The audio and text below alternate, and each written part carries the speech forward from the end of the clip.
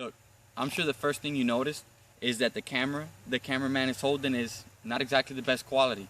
And that's come even as a shock to me because I wanted the best equipment and I wanted just the right team.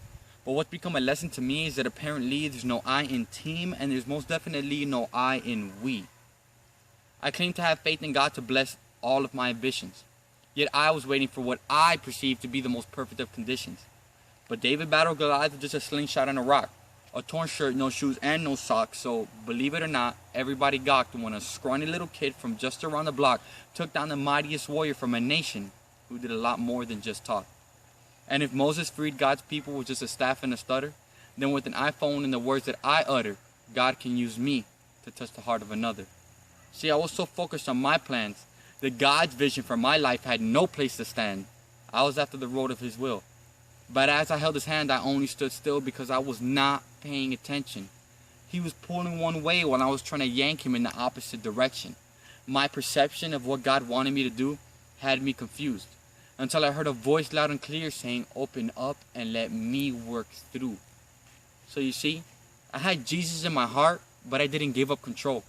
We had conversations and spoke, but I just wouldn't let go of what I thought He wanted me to accomplish. And I had to look in the mirror and be honest with myself. There's not a single thing I could do for God's kingdom on my own.